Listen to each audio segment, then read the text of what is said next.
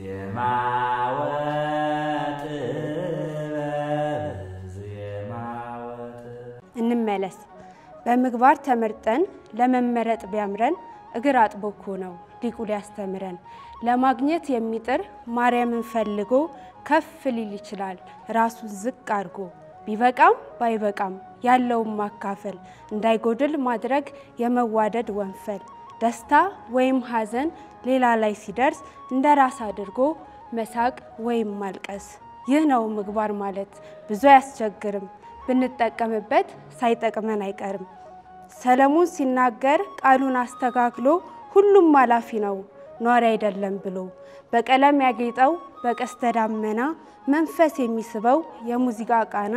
ይሄ ሁሉ የሳበው አራንድ ሰው አለን የጴጥሮስ ተከታይ ሊቁ አባታችን ሊሰብክ በመዞር የእግዚአብሔርን ሕግን በልጭልጩ ዓለም ዛሬ ግን አስቶ ሰይጣን አሳሳተ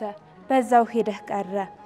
እባክ ተመለስ ዴማስ የታለ ድሮስ ጠላታችን ጽድቅን ብንሰራ ትእዛዙን ብንጠብቅ ሕጉንም ብንፈራ ሌት ቀን ለትለት ከዱር ብንወጣ ያ አሳሳሽ ሰይጣን በመሃል አለና አንድ ቀን በቅናት ያሳስተድና እንኮብልል ከድጁ እንርቅና ይኸው የእግዚአብሔር ቃል ሲሰብኩ የኖሩ በመዝሙር ድራማ በጥቅስ ያስተምሩ እንደ ጧት ጤዛ ረግፈው የቀሩ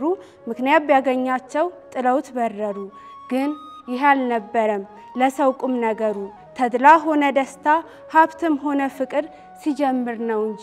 መቼስ ያልቅ አያምርም ገና የገቡለት በጣም ተደስተው ወደ ውስጥ ጠልቀው ጥልቁንም ተረድተው የሰንበትን ነገር እጅጉን መርምረው ወደ ዓለም ገቡ ያን ሁሉ ረስተው ትንሽ ምክንያት ስናገኝ ጥለን ኮብልለን ወደ ብልጭልጭ መንፈሳችን ስበን መመለስ አይቀርም ስትመጣ ችግር ቀን ከክርስቶስ ፍቅር የሚለየን ማን ነው መከራ ችግር ስቃይ ወይስ መራቆት ነው ብሎ እንደነገረን ጳውሎስ እንዳለው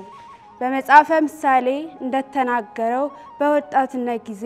አስብ ፈጣሪህን ያለንን ሰለሞን እጅጉን ተረድተን እንደ ዴማስ ሄደን በዛው እንዳንቀር ወደ አገልግሎታችን በደንብ ተመልሰን የጽድቅ አክሊላትን ለማግኘት ከፈለግ የእግዚአብሔር መምጫ በጽናት ጠብቀን እመቤታችንን ይቅርታ ጠይቀን አንቺ ሆነሽ እናቴ የምታማልጅኝ ከኃጢአት ጫካ ያወጣሽን ብለን ወደዚህ በመምጣት በአዲስ መንፈስ ሆነን እንደ ዴማስ ሳንቀር እኛ ተመልሰን እግዚአብሔር ሲመርጠን ልጆቹ እንድንሆን እንደ ቀራጩ ልብ የዋሆች በመሆን ወደ አገልግሎታችን ለመመለስ